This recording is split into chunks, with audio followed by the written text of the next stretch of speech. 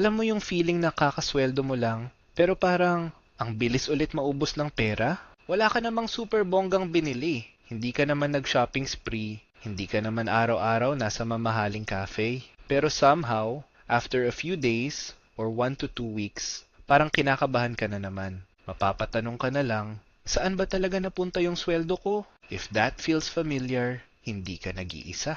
Maraming normal na Pilipino ang hindi naman irresponsible, hindi naman tamad, at hindi rin naman super maluho. Pero ang problema, madalas walang malinaw na sistema. So ang nangyayari, pagpasok ng pera, dire-diretso lang din siyang lumalabas. Bills, pamasahe, grocery, bigla ang ambagan, online checkout, food delivery, bayad sa utang. At syempre, yung classic na, deserve ko naman to. At oo, deserve mo naman. Pero minsan, yung deserve ko to, nagiging everyday event na. So in this video, pag-uusapan natin ang low-key 90-day financial reset. A simple, realistic plan para ma-reclaim mo ang control ng monthly cash flow mo. Hindi ito tungkol sa sobrang higpit na budget. Hindi rin ito fake advice na parang coffee lang ang problema. This is about building a system that actually works for common Filipinos.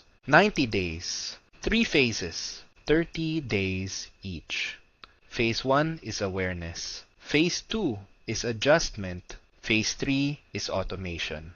By the end of this reset, ang goal mo is not perfection. Ang goal mo is clarity, calm, and control. Let's start with Phase 1. Phase 1, awareness. For the first 30 days, ang mission mo lang is simple.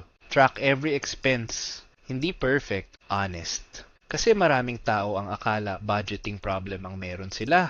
Pero, ang totoo visibility problem. Hindi nila talaga alam saan napupunta ang pera. And if you cannot see it, you cannot fix it. So for 30 days, lahat ng gastos isulat mo. Pati pamasahe, pati coffee, pati lunch, pati delivery fee, pati online budol, pati GCash send, pati yung small thing lang na paulit-ulit. Use whatever works. Notes app, Google Sheets, notebook, any app. Hindi importante ang tool. Ang importante, honest ka. For example, let's say you earn 30,000 pesos net per month. Ganito ang isang normal na araw. Breakfast, 120 pesos. Pamasahe, 70 pesos. Lunch, 180 pesos. Coffee, 160 pesos. Grab pauwi, 260 pesos. Online checkout, 299 pesos. That is already 1,089 pesos in one day. At hindi pa kasama dyan ang rent, groceries, utilities, at monthly dues. Dyan mo makikita na minsan, hindi isang malaking gastos ang sumisira sa budget. Minsan, yung maliliit pero paulit-ulit. At the end of every week, group your spending into 4 buckets. Essentials, bills and obligations, lifestyle, leaks. Essentials are groceries, pamasahe, meals, and household needs. Bills and obligations are rent, kuryente, tubig, internet, loans, credit card dues, and tuition. Lifestyle is eating out, shopping, coffee runs, salon, movies, and gala. Then leaks. Ito yung mga gastos na hindi naman planado, hindi rin sobrang worth it, pero paulit-ulit. Examples are food delivery, kahit may pagkain sa bahay, late fees, unused subscriptions, random convenience store spending, at impulse checkouts. This phase is not about judging yourself, it is about seeing your real pattern. And here's one powerful rule for phase 1. No random shopping for 30 days. Hindi no spending, hindi no joy, no impulse shopping lang. Kapag may gusto kang bilhin, isulat mo muna. Then wait 72 hours. Most of the time, marirealize mo, hindi mo pala talaga kailangan. Nabudol ka lang, na-stress ka lang, or gusto mo lang ng reward. Phase 2, adjustment. After 30 days, may data ka na. Hindi ka na nanghuhula. Now it's time to adjust. Here's the simple formula. Income minus fixed costs minus essentials minus future money equals guilt-free spending. Let's make that practical. Let's say net income mo is 35,000 pesos. Fixed costs, rent or household contribution, 8,000. Utilities and internet, 2,000. Phone plan, 1,000. Minimum debt payments, 3,000. That is 14,000 pesos. Essentials, groceries, 5,000. Transport, 3,500. Basic needs, 1,500. That is 10,000 pesos. So 35,000 minus 14,000 minus 10,000 leaves you with 11k pesos. At dito, nagkakamali ang marami. Akala nila extra na lahat yan. Pero bago ka gumastos for wants, lagyan mo muna ng future money. Savings, emergency fund, sinking funds, extra debt payment. For example, emergency fund, 2,000. Extra debt payment, 2,000. Sinking fund, 1,500. That is 5,500 pesos. So ang natitira is 5,500. That becomes your guilt-free lifestyle budget. Meaning, yan ang safe mong gastusin for wants without ruining your month. That is real control. Now let's make it more relatable. Baka after tracking, ma-realize mo na every month, ganito pala. Coffee and snacks, 2,500. Food delivery, 3,000. Impulse shopping, 2,500. That is already 8,000 pesos. Hindi mo naman kailangang tanggalin lahat. But what if you cut it down? Coffee and snacks from 2,500 to 1,200. Food delivery from 3,000 to 1,500. Impulse shopping from 2,500 to 500. That frees up 4,800 pesos. Almost 5,000 pesos agad. Pwedeng emergency fund. Pwedeng pambawas utang. Pwedeng breathing room. Now let's talk about bigla ang gastos. Ito yung sumisira sa maraming budget. Not because the plan is wrong, but because walang nakalaan for real life. May ambagan, may birthday, may gamot, may school project, may extra kailangan sa bahay. So create 3 mini buckets. Bills bucket, daily life bucket, buffer bucket. Bills bucket is for monthly dues. Daily life bucket is for food, pamasahe, and daily basics.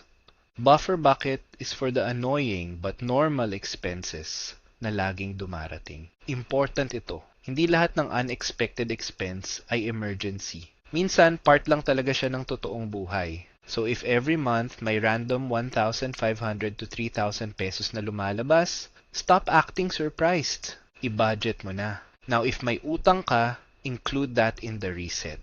Huwag kang puro minimum payment forever. Choose one method, debt snowball or debt avalanche. Snowball means smallest debt first for momentum. Avalanche means highest interest first for efficiency. Example, may 5,000 kang utang sa friend, 7,000 sa credit card, 12,000 sa online loan. If snowball ang method mo, unahin mo ang 5,000. Pay minimum on the others, then throw extra money sa smallest debt.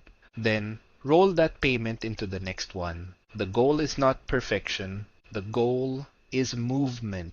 Phase 3, automation. This is where the reset becomes sustainable. Because motivation is unreliable. May days na ganado ka, may days na pagod ka. So make the good behavior automatic. First, set automatic savings on payday. Kahit maliit lang, 500 pesos, 1,000 pesos, 2,000 pesos. The point is habit. Because when savings happens last, kadalasan wala nang natitira. Second, schedule your bill payments. List all due dates and align them with payday if possible. Kasi ang late fees, isa sa pinakawalang kwentang gastos. Hindi ka naman sumaya. Nagbayad ka lang kasi na-late ka. Third, build sinking funds. A sinking fund is money you set aside little by little for an expense na alam mong darating. Examples are Christmas, birthdays, tuition, insurance renewal, travel, car maintenance, and school events. These are not surprises. Predictable sila. Pero dahil hindi pinagpaplanuhan, nagiging crisis. For example, If every December gumagastos ka ng 12,000 pesos for gifts and holiday expenses, and April pa lang ngayon, you have 8 months. 12,000 divided by 8 is 1,500 pesos per month. That's it. Now Christmas becomes a plan, not a panic attack.